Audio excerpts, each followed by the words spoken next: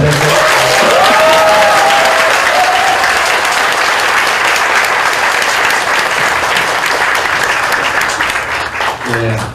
반갑습니다.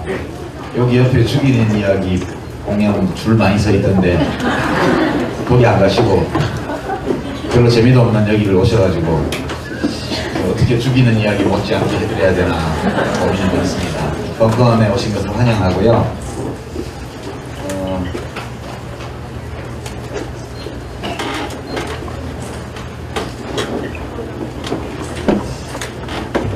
어젯밤 오늘 별로 기분 안 좋았죠? 네. 물론 뭐 1번이 너무 많이 이겨가지고 그렇다고 여러분들이 기분 안 좋은데 꼭 2번이나 뭐 4번을 응원해서 그런 건 또 아닐 겁니다. 그러나 조금 기분이 별로 안 좋은 거는 사실이에요. 그래서 오늘 제가 이제 한국 현대사와 관련된 한 6가지 정도의 중요 쟁점을 가지고 이제 강연 준비를 했는데요. 그 책에 다 있는 내용을 여기서 또 얘기할 필요는 없을 것 같습니다. 그래서 쟁점만 줄여서 우리가 우리 역사를 생각할 때 좀 고민을 해봐야 될 주제들 이런 걸 좀 말씀드리려고 하고요. 어제 재보궐선거 있었고 오늘 2번 당의 공동대표들이 다 사퇴를 하시고 또 손학규 전 대표께서도 저녁이 있는 삶을 이루지 못한 채 개인적으로라도 저녁이 있는 삶을 찾기 위해서 이제 제가 갔던 길을 자유인으로 사시겠다. 저와 같이 팟캐스트를 하든가 그러면 기분이 별로 안 좋기 때문에 여러분들께 우선 위로를 좀 드려야 될 것 같아요. 위로를 한다고 해결되는 문제는 없지만 그래도 별로 기분 안 좋을 때는 위로를 서로 하는 게 좋은 것 같아요. 우선 선거가 끝나고 나면 승자가 있고 패자가 있는데 아침 신문을 보니까 좀 우리 인심이 너무 야박하다 그런 생각이 좀 들었습니다. 승패가 갈라지는 선거인데 뭐 옛날처럼 촉갈 들고 해서 죽고 살고 하는 건 아니지만 그래도 일단 이제 패배한 후보와 정당들에 대해서는 위로를 좀 하고 승리한 정당과 후보에 대해서 축하를 하고 그리고 이제 패배한 쪽에 대해서는 특히 왜 졌는지 좀 깊이 생각해보고 우리 생각은 이런데 한번 고민해보세요. 이 정도가 적절하지 않나 싶어요. 그런데 아침 신문들을 보니까 내 그럴 줄 알았다 이런 식의 위로가 필요한 사람들에게 매를 때리는 이런 기사들이 너무 많아서 마음이 좀 아팠어요. 만약 졌다고 무조건 욕먹을 것 같으면 시장 점유율을 1등 못하는 신문이나 방송도 전부 욕먹어야 돼요. 그렇잖아요. 꼭 1등만 존재할 가치가 있는 건 아니잖아요. 그래서 이제 새삼 한 35년 전의 일이 기억이 났습니다. 제가 대학교 2학년 때였는데 1979년도에 박정희 대통령이 서거하던 그 해 가을에 교내 시위가 좀 크게 일어나서 신나게 데모를 하다가 경찰한테 밀려가지고 이제 도서관 근처에서 하다가 뒤에 자연대에 있는 쪽에 그 테니스 코트 있는 근처로 도망을 갔어요. 체류탄에 쫓겨가지고 가보니까 거긴 사람들이 테니스를 치고 있더라고요. 그때 그 테니스장 뒤로 도망가서 잠시 숨어 있으면서 여러 가지 생각을 했던 기억이 나요. 여긴 테니스를 치고 있단 말이지. 그리고 이제 테니스 치는 분들이 바람에 체류탄이 날아오니까 좀 불평을 하는 걸 또 들었습니다. 그때 제 느낌이 이 세상은 참 여러 가지 얼굴을 가지고 있구나. 사람들의 생각과 살아가는 방식도 가지가지구나. 이런 느낌이 들었습니다. 그럼 나는 내 사는 방식대로 가는 거지 뭐. 누군들 테니스 치고 놀고 싶지 체류탄 마시면서 데모하고 싶은 사람이 누가 있겠어요. 그래도 각자가 선택한 삶이니까 어쩔 수 없지. 어린 마음에 약간의 상처를 갖고 스스로 그렇게 위로하면서 다시 이제 돌을 주워가지고 도서관 쪽으로 갔던 기억이 납니다. 제가 이제 원래 준비한 쟁점으로 들어가기 전에 여러분들에게 위로가 될 만한 역사적 사실 몇 가지를 지금 메모를 해왔습니다. 이 사실들은 우리에게 뭔가를 얘기를 해주는데요. 우리 인간이 어떤 존재인지에 대한 이야기를 해줍니다. 우리 인간은 사실 천사와 악마 사이에 있는 중간계에 사는 생물이고요. 이제 성인군자와 짐승 같은 사람의 사이에 다들 있다고 저는 생각해요.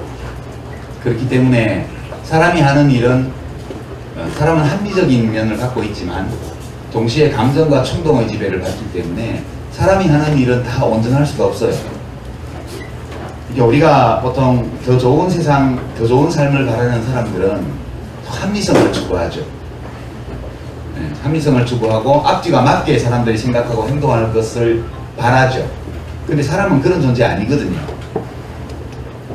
그래서 때로 우리 앞에서 벌어지는 어떤 현실, 우리 역사 속에서 벌어진 사건 이런 걸 볼 때 막 화가 날 정도로 이해하기 어려운 그런 일이 있을지라도 그것이 매우 정상적인 현상이다, 그렇게 생각해야 된다고 봐요. 그게 너무너무 자연스러운 거다, 그런 거예요.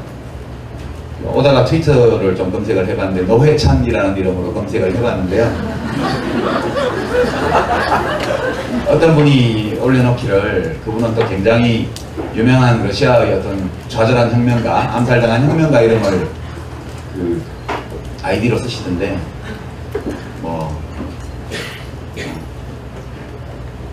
노동당의 야무기가 사퇴했다고 해서 그 표가 전부 노회찬으로 갔다는 보장이 없다는 사실을 지적하는 그런 이제 멘션을 남겼더라고요.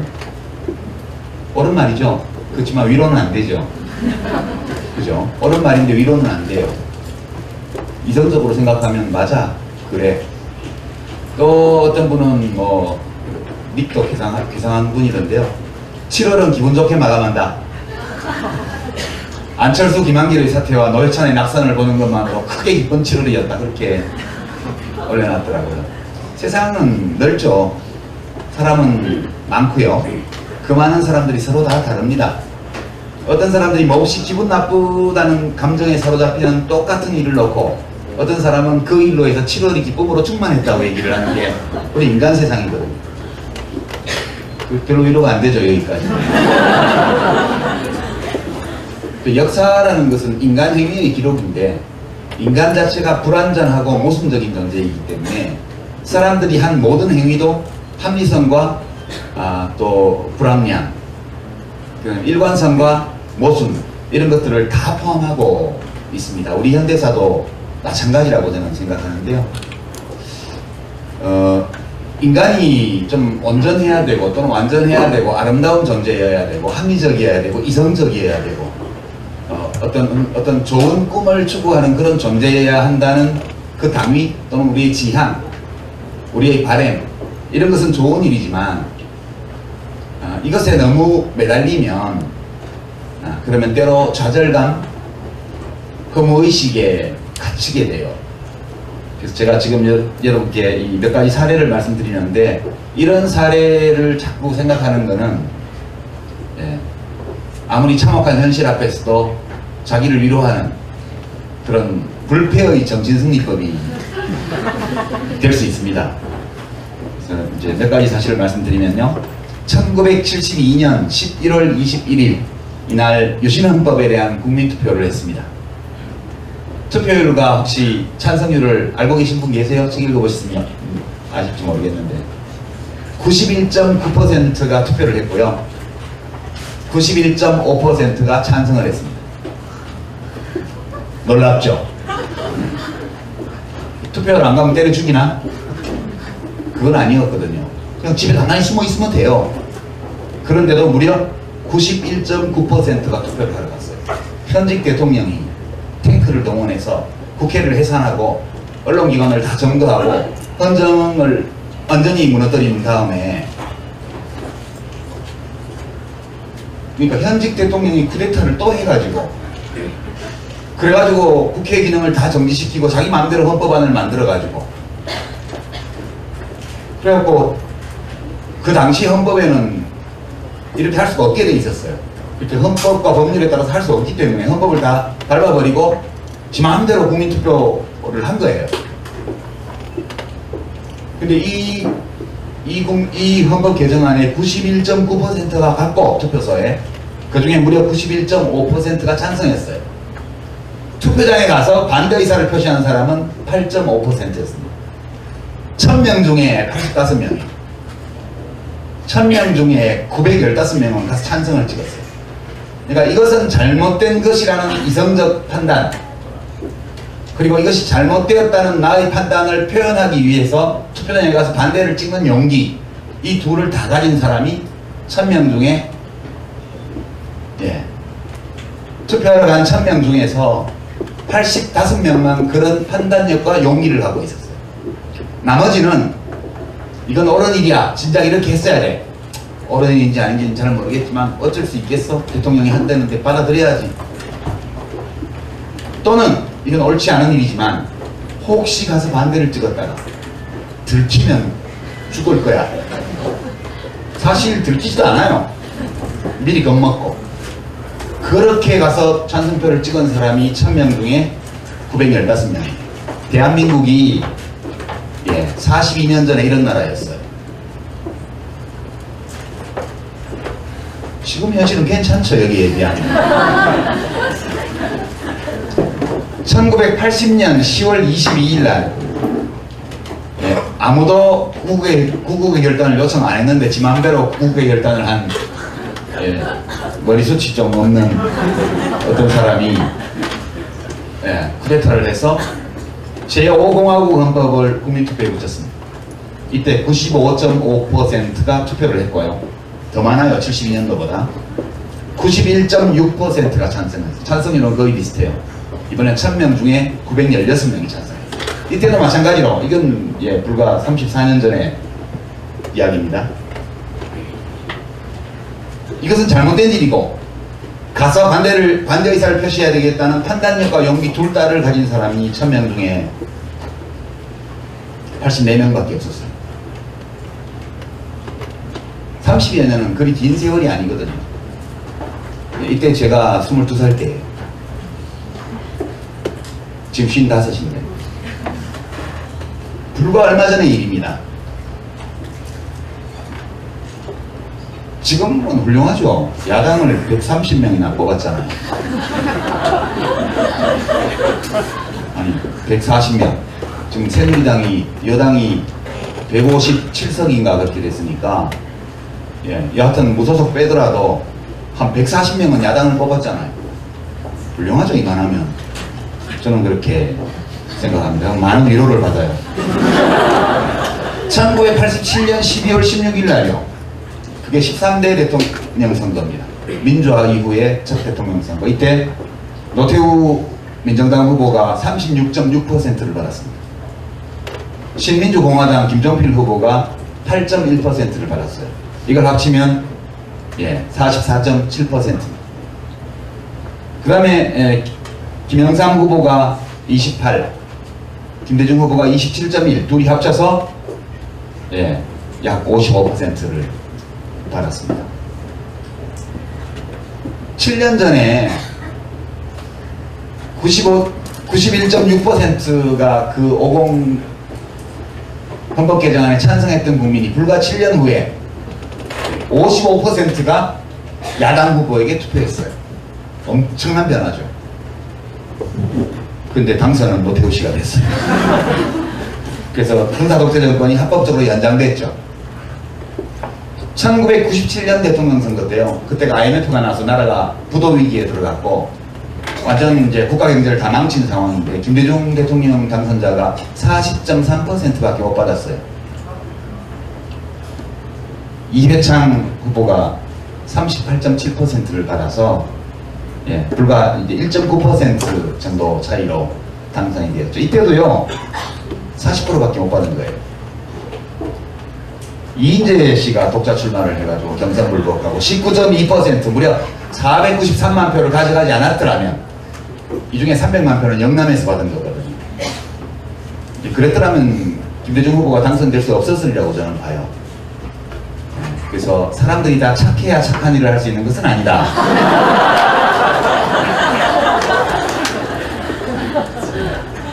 우리는 대통령이 착하기를 바라지만 안 착해도 착한 일 할 수 있어요. 그렇게 생각하면 위로가 돼요. 이런 사실들을 보면 지금 우리 국민들이 선거 때마다 하는 선택 이런 것들이 내 마음에 안 들 수 있어요. 그러나 100% 다 국민이 같은 사람을 찍지 않는 한은 반드시 절반보다 약간 많은 사람들이 선거 결과에 기뻐하고 절반보다 약간 적은 사람들이 선거 결과에 대해서 기분 나빠하는 이 현실은 1987년 이후에 쭉 지속되어 온 현실입니다.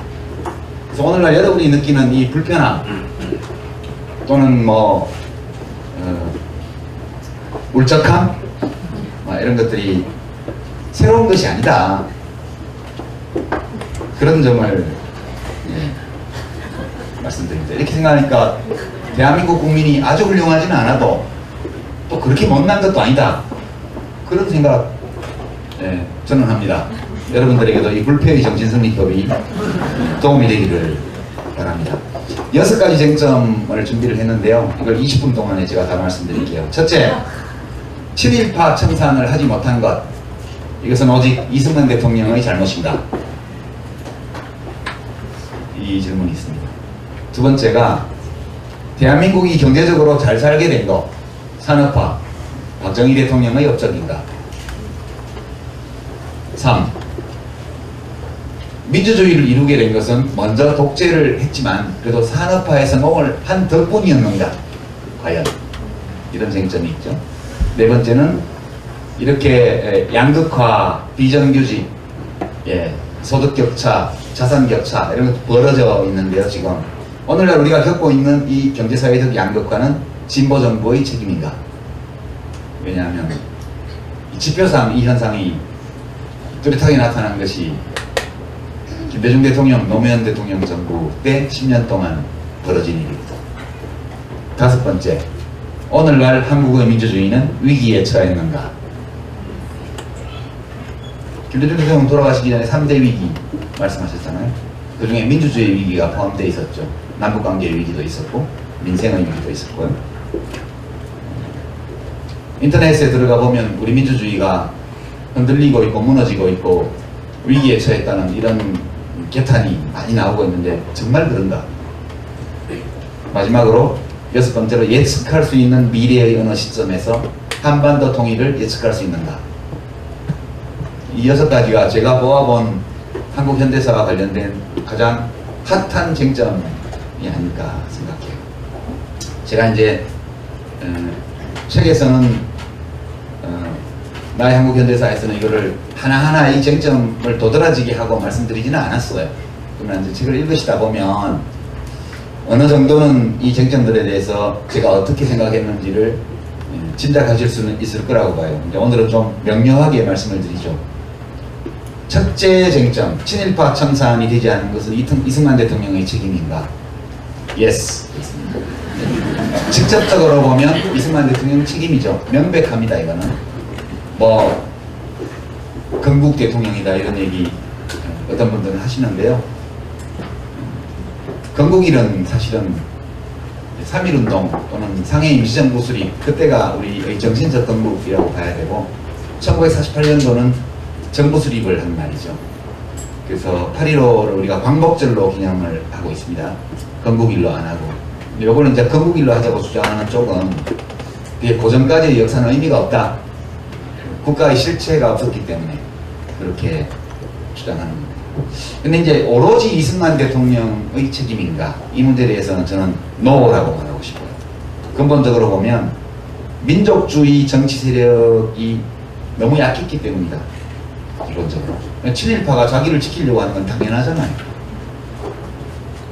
자기중심성이나 생존의 욕구라는 것은 만인에게 주어져 있는 천부적 권리이기 때문에 친일파들이 그걸 행사하려고 하고 확보하려고 했다는 것은 너무 자연스러운 거예요. 그걸 넘어서려면 이 친일잔재를 청산하는 이것을 내세운 정치 세력이 다수 국민의 지지를 받을 수 있어야 되는데 그럴 만한 정치 세력이 없었죠. 초기에 이승만 대통령과 손잡았던 한민당, 그게 이제 기반이 일제 때 뭐 스스로 좋아서 했던 싫은데도 어쩔 수 없이 했던 여하튼 그런 혐의를 받고 있는 지주 세력에 기반을 둔 정당이었고요. 사실상 민족주의 정치 세력은 현실 정치 안에서 발을 못 디뎌놨어요. 그게 민족주의하고 공산주의, 사회주의하고 막 뒤섞여 있었기 때문에 미군 정상에서 이게 안착되기가 어려웠고요. 그 결과 초창기 대한민국은 사실상 친일파가 세운 정부였고 친일파가 지배한 국가였다. 저는 그렇게 생각합니다. 그리고 이제 그런데 인적 청산은 됐어요. 결국은 법정에서는 하나도 청산을 못했지만 위대하신 어떤 분이 자연사의 축복을 내려주셔가지고 더 이상 이분들이 권력의 정점에 머물러 있을 수 없는 그런 상황이 됐습니다. 시간이 흐르면서 자연스럽게 그렇게만 말씀드리고요. 두 번째 쟁점으로 가서 산업화는 박정희 대통령의 업적인가? Yes, but 이렇게 Yes, however 이렇게 얘기를 못할 거예요. 여기 이제 그래프를 제가 책에다가 썼는데요.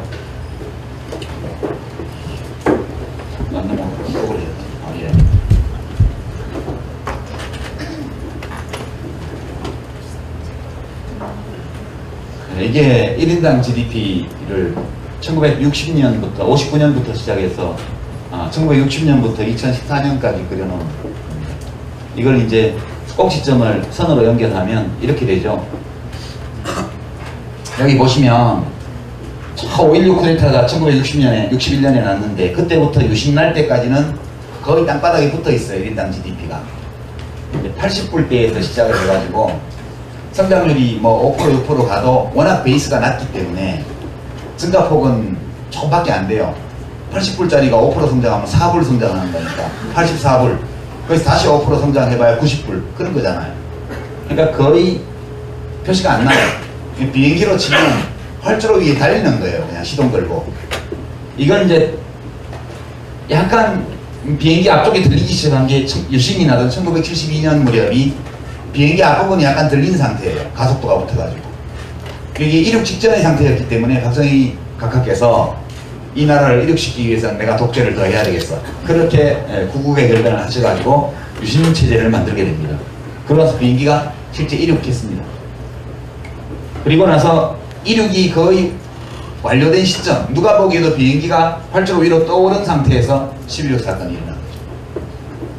그리고 이제 그다음부터는 보시는 것처럼 쭉 올라가다가 김영삼 정부 말기에 IMF로 이렇게 추락 위기를 맞았다가 다시 김대중 정부, 노무현 정부 때 비슷한 속도로 올라가죠. 그러니까 이 증가 속도가 제일 2차 함수 같은 이런 느낌으로 다가온 때가 이 1987년 6월 항쟁으로 민주화가 된 이후에 가파르게 올라갑니다. 이 그래프는 여러 가지 이야기를 해주는데요. 산업화, 경제성장, 뭐 경제발전 이런 것들은 독재 시기에도 가능하고 민주화 시기에도 가능하다는 걸 보여주는 거예요. 그리고 이제 이 상승의 속도를 보면 오히려 민주화가 된 이후에가 전두환 정부 때보다 더 빠르게 올라갑니다. 이때 3조 호황이니 뭐니 여러 가지 경제적인 조건들이 있었고요. 그럼 IMF 때 처박은 다음에 다시 올라갑니다. 그럼 이명박 정부 들어와서 다시 처박죠? 지금 이제 올라갈랑 말랑 하는 중입니다. 지금 안 올라가니까 이제 부동산 경기를 띄워서 이걸 올려보려고 열심히 노력하고 있는 그런 단계입니다. 결국 보면 이때 11.6이 나면서 마이너스 성장을 한 해 합니다. 1980년에 레인해로 흉년이 들고 이렇게 되면서 여기 한번 작은 위기가 있었고 여기 큰 위기가 왔었고 그럼 또 여기다 제법 큰 위기가 왔어요. 이 세 번의 위기는 전부 소위 보수 정부가 만든 거였죠. 그 경제는 보수가 잘한다. 이거는 틀렸다고 말할 수 없지만 맞다고도 할 수 없는 그런 겁니다. 경제관리는 어떻게 보면 진보 정부가 2번밖에 안 했기 때문에 위기를 안 겪은 측면이 있습니다. 그러니까 설거지를 10번밖에 안 했어요. 이쪽은 설거지를 50번을 했고요. 보수 쪽은. 그러니까 저쪽이 3번 접시를 깼는데 그건 우리가 50번 설거지를 했기 때문에 접시 3개 깬 거다. 니네 10년밖에 안 해서 10번밖에 설거지를 안 했으니까 안 낀 거다. 그렇게 얘기할 수도 있다고 봐요. 그러나 우리가 분명하게 말할 수 있는 것은 국민 경제 관리나 경제 발전을 보수가 더 잘할 수 있다. 이것은 최소한 사실의 근거는 없다. 그 점을 말씀드립니다. 그리고 이제 박정희 정부 시대의 경제개발 계획, 이건 뭐 원래 박정희 대통령의 창작품이 아니고 지적재산권이 유엔에 있다. 이건 제가 책에다 자세한 내용을 적었고요. 이승만 정부 때 이승만 대통령이 이건 공산당이 하는 거라고 해서 계속 안 하고 있다가 4.19 나기 직전에 국무회의를 통과했고 7개년 계획이요, 최초에. 그 다음에 장면정부, 민주당 장면정부가 5개년 계획을 만들어서 5.16 쿠데타가 나기 전날 국무회의를 통과했습니다. 그러고 나서 그 다음날 쿠데타가 나서 박정희 장군이 이걸 넘겨받은 다음에 집행에 들어간 거죠. 집행한 것은 박정희 정부였지만 지적재산권이 박정희 대통령에게 있는 것은 아니다. 그런 거고요. 이제 산업화 시기에 인권 탄압, 노동권 탄압, 노동자들에 대한 착취, 수탈 이런 것이 어마어마했습니다. 지금 상상하기 어려울 정도고요. 1971년도에 전태일 열사가 분신을 했던 그 무렵이 아주 극악한 노동 착취가 이루어지던 시기였는데, 대한민국의 그 산업화 초기 단계의 노동 착취, 이것은 대한민국만의 현상은 아니에요. 이 자본주의 산업화가 일어난 모든 곳에서, 모든 나라에서 이른바 자본의 원시적 축적이 이루어졌던 초기 산업화 과정, 국민경제의 이륙 과정에서는 전부 다 이런 일이 있었어요. 카를 마르크스가 살았던 시대에 영국 의회의 노동위원회 보고서 같은 걸 보면 거긴 더 끔찍했어요. 우리나라도 물론 하루에 12시간씩 노동하는 여성 노동자들이 밤에 방직기계 앞에서 졸면 관리자들이 다니면서 핀으로 팔을 찌르고 그런 일들이 비일비재하게 있었습니다. 타이밍약이라고 그래서 각성제를 먹어가면서 잔업 철야를 하고요. 하지만 이 중국도 마찬가지 아닙니까? 중국은 국가자본주의를 한 거고, 결국 이 자본을 축적해서 산업화를 한 모든 나라에서 그런 과정이 있었고, 이제 그 마르크스 표현을 들면 자본은 어느 곳에서나 온몸에 있는 구멍에서 피와 오물을 흘리면서 태어났다. 이제 그 표현이 그걸 말하는 거고, 우리도 예외가 아니었다면 그렇게만 저는 말씀드리겠습니다. 만약 박정희 대통령이 없었다면 우리나라의 산업화는 없었을 것인가? 이 점에 대해서는 기다 아니다 말할 수가 없어요. 우리가 실제 겪었던 것은 독재를 통해서 산업화를 한 걸 실제 겪었던 일이고요. 민주주의를 하면서도 산업화를 할 수 있었을지 없었을지는 안 해봐서 알 수 없는 거죠. 그리고 이제 그 길을 박정희 대통령 자신이 봉쇄했기 때문에 우리는 그걸 해볼 수가 없었어요. 그러니까 이것은 가상적으로 우리가 다툴 수는 있겠지만, 독재를 했기 때문에 산업화를 할 수 있었다, 이 주장도 논거가 없고, 독재를 하지 않고서도 산업화를 할 수 있었을 것이다 라는 것도 확실하게 말할 수 있는 논거는 없어요. 가상적으로 주장할 수 있는 것이 있다는 거죠. 그러나 분명한 것은 독재를 하면서 독재적인 방법으로 산업화를 했다고 해서 그 역사적 사실에서 산업화를 위해서는 독재가 바람직했다라는 규범적 판단을 끌어낼 수는 없다. 그 점을 좀 말씀드립니다. 만약 이제 모든 것이 반인반신의 지도자 박정희 대통령 각하이라고 주장한다면, 이 박정희 대통령이 안 계셨다면 오늘날 벙커원도 없을 거예요, 그죠? 그리고 경상도에 사시는 분들은 서울에 볼일 보러 올 때 문경세제를 걸어서 넘어왔을 거예요. 이런 주장에 대해서는 그 정도로 논평하고요. 그 다음에 이 산업화를 하는 동안 여기까지가 독재식입니다. 50 때까지가, 전두환 정부 때까지가 25년 동안 개발 독재가 지속이 됐고요. 1987년 6월 항쟁이 나면서 민주화가 시작이 됐습니다. 이때도 계속 경제는 발전하죠. 성장하죠. 그리고 이제 이 시기에 민주화가 이루어진 것, 이것을 이제 어떤 분들은 국민소득이 2,000달러를 넘었기 때문에 민주주의를 할 수 있었다. 중산층이 없는 곳에서는 민주주의가 안 된다. 이런 주장을 하는 분들이 있죠. 고로 결과적으로 박정희 대통령이 민주주의 이렇게 하면 민주주의를 할 수 있다고 확신하고 독재를 했건, 말하자면 민주화를 위해서 독재를 했건, 그냥 권력이 좋아서 독재를 했건, 바꾸고 있는 국민이 불쌍해서 독재를 했건, 어떤 동기로 독재를 했건 간에 결국 이 독재를 통해서 이루어진 산업화가 결과적으로 민주화의 물질적 기반을 만들었다는 주장은 오케이, 저는 받아들여요. 우리가 유월항쟁이 났을 때가 1인당 GDP가 3,000불일 때거든요. 너무 가난하면 민주주의 하기 어려워요. 그건 확실합니다. 민주주의는 그냥 할 수 있는 게 아니고 국민들 개개인, 시민들 개개인이 민주주의의 취지를 알고 자기의 권리도 인식하고 그리고 참여하고 권리를 올바로 행사할 줄 알아야 민주주의가 되는 거기 때문에 어느 정도 살게 되었을 때 민주주의가 된다, 더 쉽게 된다, 이런 주장은 타당성이 있다고 봐요. 근데 이제 산업화가 되었다고 해서 저절로 민주화가 되는 건 아니죠. 그건 절대 아닙니다. 사람들이 산업화 시대에는 잘 살아보세요라는 물질에 대한 욕망, 이런 것들이 사람들을 깨웠고, 그래서 너나 없이 열심히 일을 했고요. 그 다음에 조금 먹고 살만해지니까 이제는 밥만 먹고는 못 살겠어, 좀 자유, 나의 인격적 존엄, 이런 거에 대한 요구가 저절로 생기는 거예요. 그래서 이게 경제 이론으로 보면 트레이드 오프 또는 상쇄 관계라는 건데요. 우리가 가지고 있는 다양한 욕망 사이에 트레이드 오프가 가능하냐? 저는 가능하다고 봐요. 우리는 밥도 먹고 싶고요, 좋은 곳에서 잠도 자고 싶고 옷도 잘 입고 싶어요. 이런 물질에 대한 욕망이 있어요. 동시에 자유롭게 살고 싶고 내가 내 스스로를 존중하고 타인을 존중하고 다른 사람으로부터 존중받고 싶다는 욕구 또한 있고요. 그리고 그 자유를 통해서 내가 바람직하다고 내가 원하는 그런 삶을 살아가겠다는 이른바 자아실현의 욕망 또한 가지고 있는 거거든요. 근데 배가 되게 고프면 그러면 밥 줄 테니까 딴 거 좀 접어놓을래? 이러면 오케이, 밥을 준다면 참을 수 있어. 이거 가능하다고 봐요, 저는. 그래서 욕망 사이에 트레이드 오프가 일어날 수 있다는 거예요. 그런 점에서 보면 박정희, 전두환 독재까지는 뭐 하여튼 제가 말 못하겠고, 박정희 대통령의 독재, 이것까지는 일정 부분은 국민들이 마지 못했으라도 수용한 측면이 있다고 봐요. 이런 발언을 또 굉장히 날카로운 분들이 잘못 해석하시게 되면 결국 국민의 동의를 받은 독재였다, 이런 주장을 제가 한 걸로 말씀하실 수도 있는데, 결과적으로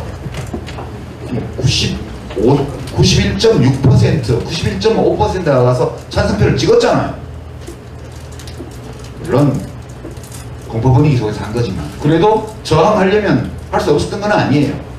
그런 점에서 보면 적어도 소극적인 측면에서 받아들였던 측면이 있다고 저는 봐요.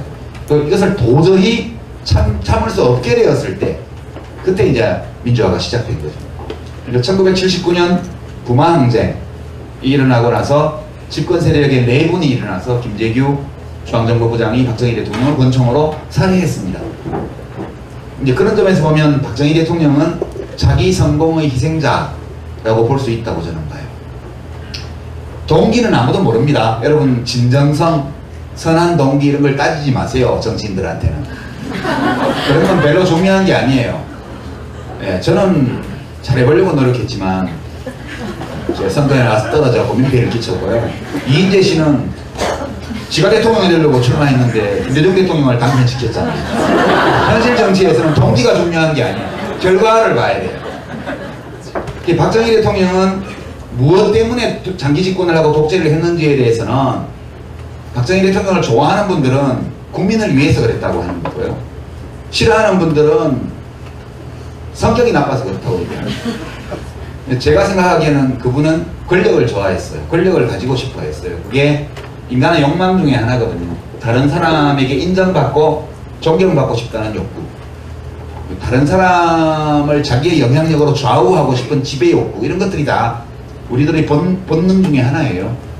박정희 대통령은 한때 손가락 잘라서 혈서 써가지고 만주 군관학교 들어갔다가 거기 수석 졸업하고 일본 육사에 편입해서 3등으로 졸업한 우수한 일본군 장교였고요.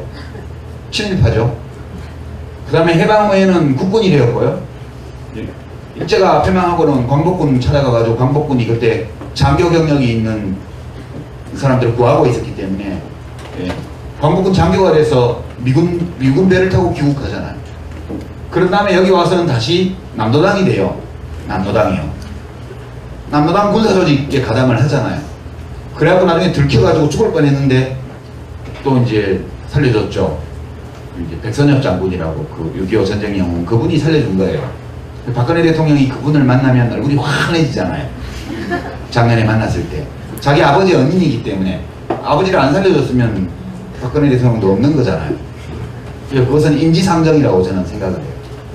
그러면서 그 다음에는 반공을 내걸고 경제발전을 내걸고 그리고 독재를 했어요. 독재자가 됐어요. 제가 박정희 대통령의 생애를 쭉 보면 그 사람의 머릿속에 들어가 보지 않아서 확언할 수는 없지만 이분은 어떤 이념도 이념에도 끌려가지 않은 사람이었다.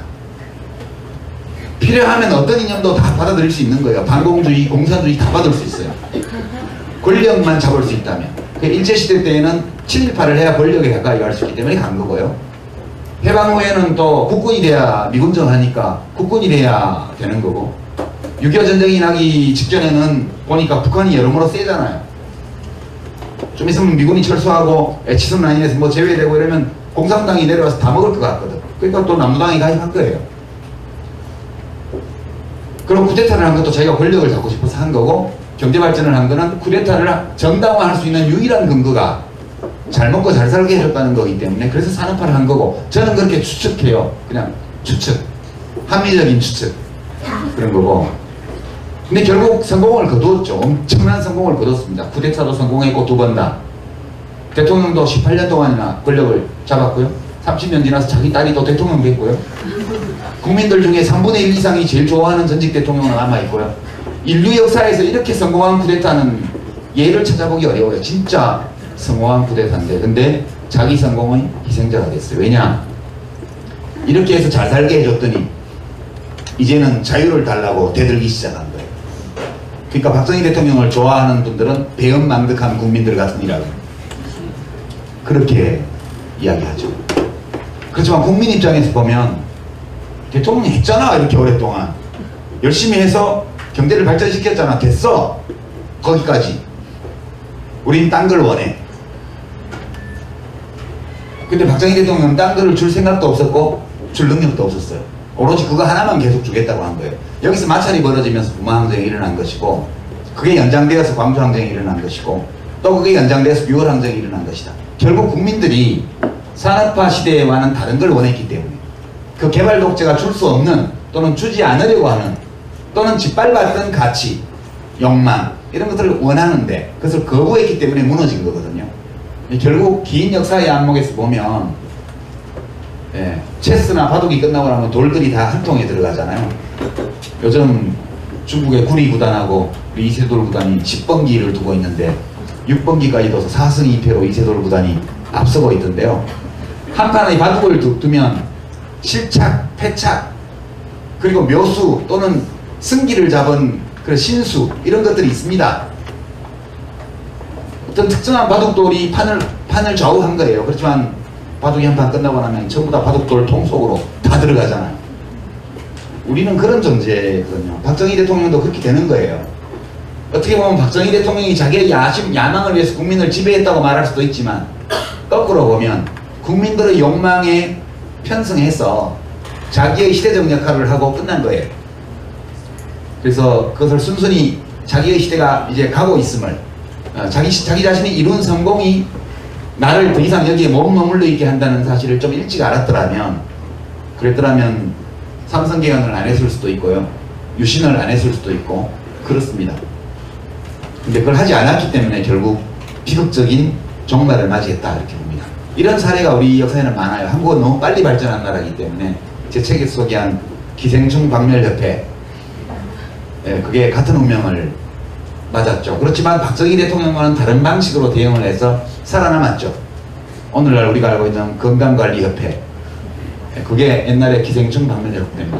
너무 일을 잘해서 기생충을 다 박멸하고 나니까 전국 시도에 다 회관까지 마련하고 조직을 엄청나게 꾸려놨는데 기생충 감염률이 83%일 때 사업을 시작했는데 20년도 안 돼갖고 1% 2%로 줄어든 거예요. 그러니까 일이 없어져서 조직이 해체되게 됐잖아요. 그게 자기 성공의 희생자거든요. 근데 근데 그분들은 매우 현명해가지고요. 기생충 감염률이 10% 미만으로 내려갔을 때 이제 한국이 산업화에 성공해서 기생충과 같은 후진국병이 아니고 이제 고지혈증, 당뇨, 암 이와 같은 선진국형 질병이 등장하고 있다는 사실을 간파한 다음에 재빨리 자매단체로 건강관리협회를 만들고 몇 년 후에 건강관리협회와 기생충 박멸협회를 통합해요. 그래서 오늘날 그 조직이 다 일자리를 유지하고 있어요. 건강관리협회. 건강보험공단이 의뢰하는 무료 건강진단 이런 거 해가지고 먹고 살잖아요. 그래서 박정희 대통령이 이분들과 상의를 하셨다면 그런 생각합니다. 네 번째 주제는 양극화는 진보정부의 책임인가? Yes. 답이 일단 Yes. 이것도 however. 예, 맞아요. 그런데 이렇게 갑니다. 이게 진위계수 그랬던데요. 이게 1990년도 진위계수고 IMF가 난 게 이때입니다. 눈에 보이죠? IMF가 뭔지. 진위계수라는 거는 한 사람이 사회의 전체 소득을 가지게 되면 1이 되고요. 모든 사람이 다 똑같은 소득을 올리면 제로가 됩니다. 1과 제로 사이에 있고요. 0.3 수준이면 괜찮다고 그러고 0.4가 넘으면 사회적 불안이 조성될 가능성이 크다 이렇게 얘기합니다. 우리나라가 0.3과 0.4 중간쯤 있어요. 지금 옛날에는 이렇게 낮았습니다. 0.25, 뭐 0.26. 물론 이거는 좀 복잡한 통계 처리 기법인데 그건 책에 자세한 내용을 써놨으니까 참고하시고요. 1997년을 기점으로 이렇게 확 올라갑니다. 그래서 이렇게 이 수준에서 유지를 하다가 이때 올라갔죠 많이. 그러고 나서 다시 2002년 이후에 또 계속 상승해서 2008년까지 상승하다가 여기서부터 꺾어지기 시작해요. 이명박 각하께서 잘하셔가지고 이렇게 꺾어진 건가? 그건 아니에요. 이명박 각하는 아무 일도 안 하셨는데 이게 심각해지고 있을 때 한 여러 조처들의 효과가 나중에 나타나서 이렇게 이건 연구가 좀 필요한 대목입니다. 그러나 여하튼 진보정부 10년 동안 이게 이렇게 온 건 사실이잖아요. 1997년 8년부터 2008년까지 이 기간 동안에 악화된 것은 분명한 사실이에요. 근데 왜 악화되었나? 이 얘기를 하면 또 경복궁 무너지면 대원군 책임이냐 그런 얘기 나올 수도 있는데요. 본질적으로 보면 IMF 경제위기 때문이라는 그래프상으로 명백합니다. 이게 대량 해고, 소위 정리해고가 도입되었고 노동시장 유연화라는 이름으로 비정규직 사용이 급증하게 됐습니다. 2006년도에 비정규직법을 만들었는데 이 정도의 법 가지고는 안 막아질 만큼 문제가 심각했던 겁니다. 그러나 이때 만든 법이 더 악화되는 것을 막았어요. 더 악화되는 거는. 왜냐하면 그 2년 유예기간을 줘서 2006년에 통과시키고 나서 발효된 게 2008년, 2009년 무렵에 비정규직법이 그 불완전한 법이지만 발효되기 시작합니다. 그러면서 이게 꺾어지죠. 결국 결론은 데이터를 보면 진보정부 때 벌어진 게 맞다. 그러나 그 원인을 본다면 IMF 경제 신차 통치, 그 다음에 국제적 대세가 되었던 신자유주의 세계화, 국내 담론 시장에서 작은 정부론을 펼치는 보수 담론의 압도적 우위, 진보정부의 역량 부족 이런 것들이 겹쳐서 결과적으로 우리 경제가 걸어왔던 역사적 경로 의존성, 역사적 환경 이런 것들을 진보정부가 극복하기에 능력이 모자랐었다. 그 점을 좀 확실히 반성해야 된다 저는 그렇게 생각해요. 다섯 번째 쟁점은 한국 민주주의는 위기에 빠졌는가? 제 답은 no. 역시 however. 아닙니다. 그러나 민주주의라는 것은 이제 제가 책에서 인용한 것은 칼 포퍼라는 자유주의 철학자의 기준을 적용했는데요. 다수 국민이 마음을 먹었을 때 평화적 합법적으로 집권 세력을 교체할 수 있으면 그것은 민주국가예요. 제도 자체가 없거나 제도가 있지만 제도가 작동할 수 없는 조건에 있으면 그거는 전제정치예요. 전제정치 아래에서는 국민의 저항권 행사가 정당해져요. 모든 법률을 어기면서 저항을 해도 그건 정당해요. 그게 유월항쟁 같은 거죠. 우리나라의 경우를 치면. 그래서 우리 제도는 1987년도에 만든 민주주의 제도가 그대로 다 살아있습니다. 지금. 물론 그 뒤에 만든 국가인권위원회라든가 이런 것들, 뭐 민주화운동 기념사업회라든가 이런 기구들이 있는데 이 기구들이 정상적으로 운영이 안 되고 있긴 하죠. 헌법이 규정하고 있는 사법제도나 이런 것도 온전하게 기능을 하지 않는 건 이건 사실이에요. 왜냐하면 MB 각하 이후에 지금 7년 차가 되고 있는데 뭐 국가인권위원회 위원장을 인권의식이 전혀 없는 사람을 갖다 놓으면 자동적으로 그 기구가 무력화되는 거거든요. 그러나 없애지는 못했죠. 2년마다, 4년마다 하는 지방선거, 5년마다 하는 대통령 선거, 또 4년마다 하는 국회의원 선거 없앴습니까? 못 없앴어요. 상권 분립제도 없앴냐? 못 없앴습니다. 언론 자유 없앴냐? 언론을 다 자기 편으로 만들어서 그렇지 언론 자유를 없앤 건 아니에요. 하여튼 제도 자체는 살아있어요. 다만 우리 민주주의가 아직 뿌리가 얕기 때문에 권력을 쥐고 있는 쪽에서 헌법과 민주주의의 원리를 존중하려고 하면 이게 잘 운영이 되고 이거를 무시하려고 그러면 삐그덕거려요. 그러니까 민주적 제도와 비민주적인 의식, 행동 양식 사이에 마찰이 일어나고 있는 거거든요. 이거는 간단해요. 정권을 바꾸면 국가인권위원회에 인권의식이 투철한 분을 위원장으로 보내면 그거 금방 살아나요. 그렇잖아요. KBS, MBC에 사장 제대로 된 언론인을 보내면 금방 살아나요. 그런 거기 때문에 민주주의가 제대로 비민주적으로 제도를 운영함으로써 마찰이 일어나고 있을 뿐 우리 민주주의 자체가 위기에 빠졌다거나 무너졌다 저는 그렇게 생각하지 않습니다. 그 다음에 그러면 왜 헌법을 무시하는 그런 정치 세력이 집권을 했냐? 그건 국민들이 뽑아주니까 집권한 거죠. 그렇습니다. 7년 전에 되게 우리가 사기를 당했잖아요. 747. 그쵸? 그 다음에 이제 4대강 볼을 만들어서 물을 가두면 물이 맑아진다. 사기잖아요. 완전히 일자리가 몇십만 개가 생긴다. 다 사기예요. 7% 경제성장, 4만 달러 다 사기입니다. 뭐 로봇 물고기 처음부터 사기였고 다 사기인데 국민들이 사기를 기꺼이 당했잖아요. 기꺼이. 그때는 제가 저 사람 사기꾼이다 얘기하면 너 성격 나쁜 놈 이렇게 얘기를 할 때예요. 그래서 그때는 말을 못했어요. 그게 후회가 되어서 재작년에는 일본 후보가 대통령이 되면 사리의 어두운 대통령을 이용하는 황관 정치가 바로 할 거다. 그렇게 제가 얘기를 했습니다.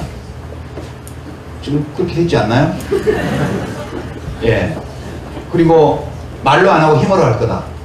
사람들 감옥 보낼 거다. 지금 권은희 국회의원을 위정의 혐의로 지금 조사하겠다고 지금 검찰에서 나오고 있죠. 그렇습니다. 뒤끝 장렬이거든요. 혁신 장렬이 아니고. 근데 사람들이 사기인데 아무리 사기라고 그래도 안 믿어줬어요. 그 사기를 당하고 나서 지금은 이명박 대통령 호감도가 1%거든요. 전직 대통령 조사를 하면. 속으로 사기 당했다는 걸 알고 있어요. 그러나 절대 인정 안 해요. 그리고 또 사기치는 사람을 뽑아줬어요.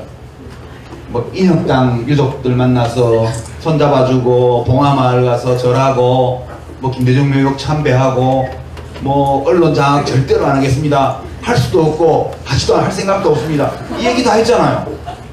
그리고 유족들 세월호 유가족들 말씀이 제일 중요합니다. 의견이 눈물 흘리면서 32초 동안 눈 뜨고 눈물 흘리면서 했는데 안 하잖아요. 지금 다 사기란 말이에요. 사기인데 이 사기를 당해놓고도 인정하기 싫은 거예요. 사람이란 게 누구나 그게 그거를 심리학 하시는 분들은 그걸 뭐라 그러더라 무슨 인지부조화라고 그러는가 cognitive resonance인가 뭐 그런 전문 용어가 있던데 맞습니까? 디소넌스 그러니까 인지부조화니까 내가 뭘 잘못했으면 그걸 인정하면 되는데 그걸 인정 안 하려니까 생각을 바꾸고 자기 생각을 바꾸는 거예요. 주장을 바꾸고. 그러니까 계속 1번을 찍는 거죠. 1번을 계속 찍어물어서 과거에도 사기당한 게 아니라는 주장을 계속 하고 싶은 거예요. 그래서 지금 이 보수정당의 압도적 우위는 기본적으로 우리 국민들의 욕망과 감정에 기반을 둔 거다. 저는 그렇게 생각해요. 아무리 말려도 스스로 사기를 당하면 그건 대책이 없는 거예요. 언젠가는 깨나시겠죠? 그렇게 생각합니다. 마지막으로 예측할 수 있는 미래에 한반도를 통일할 수 있는가? 저는 NO! 라고 말하고 싶어요. 김대중 대통령, 노무현 대통령의 대북 정책을 가더라도 단기간 내에 예측할 수 있는 시점에서 통일은 안 될 거라고 저는 봅니다. 더더군다나 뭐 드레스덴까지 가서 뭐 했는지 모르겠는데 지금 남북한의 이 체제는 후삼국 시대 이후에 1100년 만에 열린 남북조 시대라고 봐요, 저는. 우리 남북조 시대가 신라가 당나라하고 손잡고 그 이제 대동강 이남만 가진 이후에 발해가 북쪽에 섰잖아요. 발해는 일본과도 교류가 많았어요. 근데 신라하고는 왼수잖아요. 신라하고는 이게 교류가 별로 없었어요. 적대적이고. 근데 우리 민족사에는 발해하고 신라를 같이 넣어놓고 그 우리 민족사라고 그러잖아요. 그게 남북조 시대잖아요. 북쪽에는 발해, 남쪽에는 신라. 그거 비슷한 거예요, 지금. 남북조 시대가 이미 들어섰고, 북한이 중국식 개혁개방 노선을 하고, 한국이 또 김대중 노무현 대통령 방식의 대북정책을 하더라도 단기간 내 통일은 안 됩니다. 제가 볼 때는. 이 남북조 시대는 오래 간다고 봐요. 그 정전협정을 대체하는 평화협정을 체결하고, 북한이 미국, 일본과 수교하고, 그런다고 해도 그걸로 통일될 일은 없어요. 결국은 상당히 긴 기간 동안 북한이 점진적인 체제 이행을 겪어나가고, 우리 대한민국은 대한민국대로 북한 주민들이 볼 때 저 방식으로 그냥 같이 살면 좋겠는데 라는 대중적인 인식이 생길 수 있을 정도의 좋은 사회를 만들어야 돼요. 그렇기 때문에 이건 굉장히 시간이 오래 걸리는 일이다. 뭐 박근혜 이명박식으로 하면 통일이 안 되고 노무현 김대중식으로 하면 통일이 된다. 이거 저는 동의하지 않습니다. 어떤 경우든 통일은 예측할 수 있는 미래의 시점에서 되지 않을 것이다. 그렇게 생각합니다. 50분이 지나버려서요. 이까지 6개의 쟁점에 대해서 주마감산식으로 말씀을 드렸습니다. 저는 뒤에 쟁점에 대한 말씀보다는 앞에 위로 정신승리법 여러분들 경험을 갖기를 바랐는데 그 정도는 위로가 잘 안 되는 것 같아요. 그죠? 여기까지 마치고 질의응답 시간으로 넘어갑니다.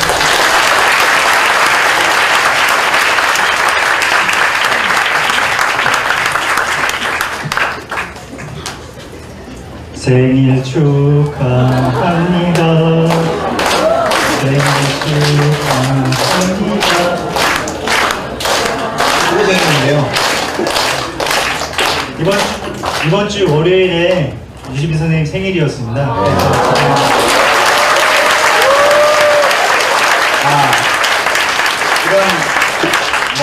이런 광신도 집회 같은 분위기를 연출합니다.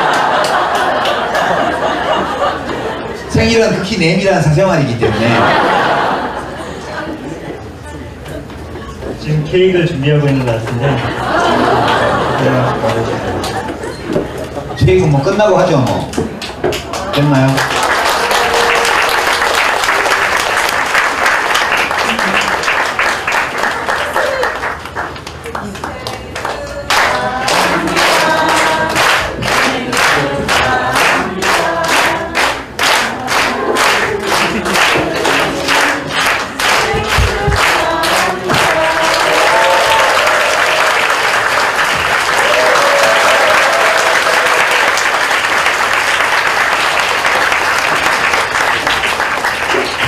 틀림없이 배후에 저희 팬클럽이 있는 게 아닌가 하는 합리적 의심을 해봅니다. 끝나고 나서 나눠 먹겠습니다. 같이. 이거, 커팅만.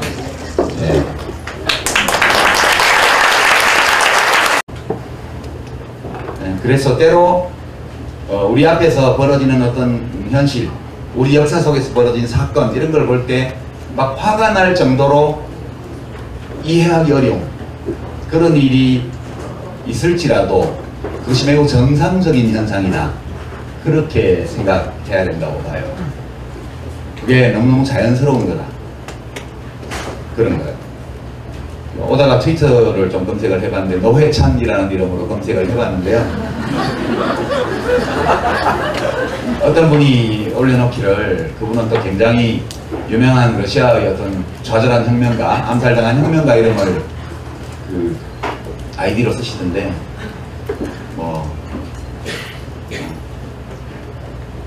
노동당의 야무기가 사퇴했다고 해서 그 표가 전부 노회찬으로 갔다는 보장이 없다는 사실을 지적하는 그런 이제 멘션을 남겼더라고요. 옳은 말이죠. 그렇지만 위로는 안 되죠. 그죠? 옳은 말인데 위로는 안 돼요. 이성적으로 생각하면 맞아, 그래. 또 어떤 분은 뭐 닉도 괴상한 분이던데요. 7월은 기분 좋게 마감한다. 안철수 김한길의 사태와 노회찬의 낙선을 보는 것만으로 크게 기쁜 7월이었다. 그렇게 올려놨더라고요. 세상은 넓죠.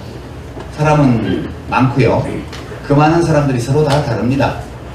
어떤 사람들이 몹시 기분 나쁘다는 감정에 사로잡히는 똑같은 일을 놓고 어떤 사람은 그 일로 해서 7월이 기쁨으로 충만했다고 얘기를 하는 게 우리 인간 세상이거든요. 별로 위로가 안 되죠, 여기까지. 또 역사라는 것은 인간 행위의 기록인데 인간 자체가 불완전하고 모순적인 존재이기 때문에 사람들이 한 모든 행위도 합리성과 또 불합리한 일관성과 모순 이런 것들을 다 포함하고 있습니다. 우리 현대사도 마찬가지라고 저는 생각하는데요. 인간이 좀 온전해야 되고 또는 완전해야 되고 아름다운 존재여야 되고 합리적이어야 되고 이성적이어야 되고 어떤 좋은 꿈을 추구하는 그런 존재여야 한다는 그 당위 또는 우리의 지향, 우리의 바램 이런 것은 좋은 일이지만 이것에 너무 매달리면 그러면 때로 좌절감, 허무의식에 갇히게 돼요. 그래서 제가 지금 여러분께 이 몇 가지 사례를 말씀드리는데 이런 사례를 자꾸 생각하는 거는 아무리 참혹한 현실 앞에서도 자기를 위로하는 그런 불패의 정신승리법이 될 수 있습니다. 그래서 이제 몇 가지 사실을 말씀드리면요. 1972년 11월 21일 이날 유신헌법에 대한 국민투표를 했습니다. 투표율과 혹시 찬성률을 알고 계신 분 계세요? 책 읽어보셨으면 아실지 모르겠는데 91.9%가 투표를 했고요. 91.5%가 찬성을 했습니다. 놀랍죠? 투표를 안 가면 때려 죽이나? 그건 아니었거든요. 그냥 집에 가만히 숨어 있으면 돼요. 그런데도 무려 91.9%가 투표를 하러 갔어요.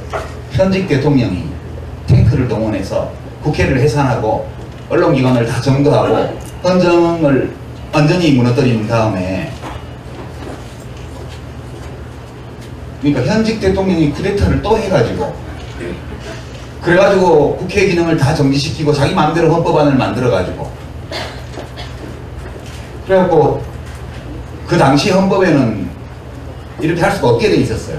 이렇게 헌법과 법률에 따라서 할 수 없기 때문에 헌법을 다 밟아버리고 지 마음대로 국민투표를 한 거예요. 근데 이 헌법 개정안에 91.9%가 갖고 투표소에 그 중에 무려 91.5%가 찬성했어요. 투표장에 가서 반대 의사를 표시한 사람은 8.5%였습니다. 1000명 중에 85명이 1000명 중에 915명은 가서 찬성을 찍었어요. 그러니까 이것은 잘못된 것이라는 이성적 판단 그리고 이것이 잘못되었다는 나의 판단을 표현하기 위해서 투표장에 가서 반대를 찍는 용기 이 둘을 다 가진 사람이 1000명 중에 투표하러 간 1000명 중에서 85명만 그런 판단력과 용기를 갖고 있었어요. 나머지는 이건 옳은 일이야. 진작 이렇게 했어야 돼. 옳은 일인지 아닌지는 잘 모르겠지만 어쩔 수 있겠어? 대통령이 한다는데 받아들여야지. 또는 이건 옳지 않은 일이지만 혹시 가서 반대를 찍었다가 들키면 죽을 거야. 사실 들키지도 않아요. 미리 겁먹고. 그렇게 가서 찬성표를 찍은 사람이 1000명 중에 915명. 대한민국이 42년 전에 이런 나라였어요. 지금 현실은 괜찮죠, 여기에 비하면. 1980년 10월 22일 날 아무도 구국의 결단을 요청 안 했는데 지 맘대로 구국의 결단을 한 머리숱이 좀 없는 어떤 사람이 쿠데타를 해서 제5공화국 헌법을 국민투표에 붙였습니다. 이때 95.5%가 투표를 했고요. 더 많아요. 72년도보다. 91.6%가 찬성했어요. 찬성률은 거의 비슷해요. 이번엔 1000명 중에 916명이 찬성했어요. 이때도 마찬가지로 이건 불과 내 그럴 줄 알았다. 이런 식의 위로가 필요한 사람들에게 매를 때리는 이런 기사들이 너무 많아서 마음이 좀 아팠어요. 만약 졌다고 무조건 욕먹을 것 같으면 시장 점유율을 1등 못하는 신문이나 방송도 전부 욕먹어야 돼요. 그렇잖아요. 꼭 1등만 존재할 가치가 있는 건 아니잖아요. 그래서 이제 새삼 한 35년 전의 일이 기억이 났습니다. 제가 대학교 2학년 때였는데 1979년도에 박정희 대통령이 서거하던 그 해 가을에 교내 시위가 좀 크게 일어나서 신나게 데모를 하다가 경찰한테 밀려가지고 이제 도서관 근처에서 하다가 뒤에 자연대에 있는 쪽에 그 테니스 코트 있는 근처로 도망을 갔어요. 체류탄에 쫓겨가지고 가보니까 거기 사람들이 테니스를 치고 있더라고요. 그때 그 테니스장 뒤로 도망가서 잠시 숨어 있으면서 여러 가지 생각을 했던 기억이 나요. 여긴 테니스를 치고 있단 말이지. 그리고 이제 테니스 치는 분들이 바람에 체류탄이 날아오니까 좀 불평을 하는 걸 또 들었습니다. 그때 제 느낌이 이 세상은 참 여러 가지 얼굴을 가지고 있구나. 사람들의 생각과 살아가는 방식도 가지가지구나. 이런 느낌이 들었습니다. 그럼 나는 내 사는 방식대로 가는 거지 뭐. 누군들 테니스 치고 놀고 싶지, 체류탄 마시면서 데모하고 싶은 사람이 누가 있겠어요. 그래도 각자가 선택한 삶이니까 어쩔 수 없지. 어린 마음에 약간의 상처를 받고 스스로 그렇게 위로하면서 다시 이제 돌을 주워가지고 도서관 쪽으로 갔던 기억이 납니다. 제가 이제 원래 준비한 쟁점으로 들어가기 전에 여러분들에게 위로가 될 만한 역사적 사실 몇 가지를 지금 메모를 해왔습니다. 이 사실들은 우리에게 뭔가를 얘기를 해주는데요. 우리 인간이 어떤 존재인지에 대한 이야기를 해줍니다. 우리 인간은 사실 천사와 악마 사이에 있는 중간계에 사는 생물이고요. 이제 성현과 성인군자와 짐승 같은 사람의 사이에 다들 있다고 저는 생각해요. 그렇기 때문에 사람이 하는 일은 사람은 합리적인 면을 갖고 있지만 동시에 감정과 충동의 지배를 받기 때문에 사람이 하는 일은 다 온전할 수가 없어요. 이게 우리가 보통 더 좋은 세상, 더 좋은 삶을 바라는 사람들은 합리성을 추구하죠. 합리성을 추구하고 앞뒤가 맞게 사람들이 생각하고 행동하는 것을 바라죠. 근데 사람은 그런 존재 아니거든요. 34년 전의 이야기입니다. 이것은 잘못된 일이고 가서 반대 의사를 표시해야 되겠다는 판단력과 용기 둘 다를 가진 사람이 1000명 중에 84명밖에 없었어요. 30여 년은 그리 긴 세월이 아니거든요. 이때 제가 22살 때예요. 지금 55인데 불과 얼마 전의 일입니다. 지금은 훌륭하죠. 야당을 130명이나 뽑았잖아요. 아니 140명. 지금 새누리당이 여당이 157석인가 그렇게 됐으니까 여하튼 무소속 빼더라도 한 140명은 야당을 뽑았잖아요. 훌륭하죠. 이만하면. 저는 그렇게 생각합니다. 많은 위로를 받아요. 1987년 12월 16일 날요. 그게 13대 대통령 선거입니다. 민주화 이후의 첫 대통령 선거. 이때 노태우 민정당 후보가 36.6%를 받았습니다. 신민주공화당 김종필 후보가 8.1%를 받았어요. 이걸 합치면 44.7%. 그 다음에 김영삼 후보가 28, 김대중 후보가 27.1, 둘이 합쳐서 약 55%를 받았습니다. 7년 전에 91.6%가 그 50 헌법 개정안에 찬성했던 국민이 불과 7년 후에 55%가 야당 후보에게 투표했어요. 엄청난 변화죠. 근데 당선은 노태우 씨가 됐어요. 그래서 군사독재 정권이 합법적으로 연장됐죠. 1997년 대통령 선거 때요. 그때가 IMF가 나서 나라가 부도 위기에 들어갔고 완전 이제 국가 경제를 다 망친 상황인데 김대중 대통령 당선자가 40.3%밖에 못 받았어요. 이회창 후보가 38.7%를 받아서 예, 불과 이제 1.9% 정도 차이로 당선이 되었죠. 이때도요 40%밖에 못 받은 거예요. 이인재 씨가 독자 출마를 해가지고 경선불복하고 19.2% 무려 493만 표를 가져가지 않았더라면 이 중에 300만 표는 영남에서 받은 거거든요. 그랬더라면 김대중 후보가 당선될 수 없었으리라고 저는 봐요.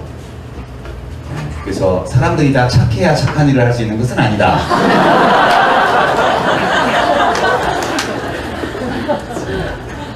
우리는 대통령이 착하기를 바라지만 안 착해도 착한 일을 할 수 있어요. 그렇게 생각하면 위로가 돼요. 이런 사실들을 소화해서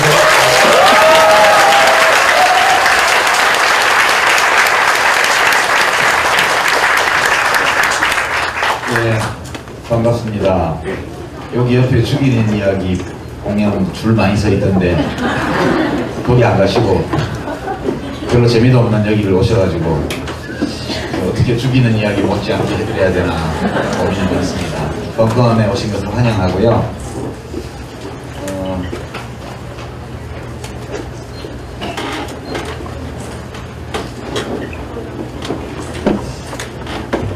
어젯밤 오늘 별로 기분 안 좋았죠? 네. 물론 뭐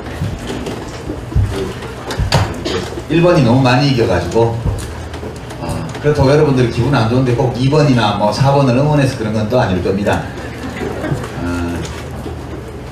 그러나 조금 기분이 별로 안 좋은 거는 사실이에요. 그래서 오늘 제가 이제 한국 현대사와 관련된 한 6가지 정도의 중요 쟁점을 가지고 이제 강연 준비를 했는데요.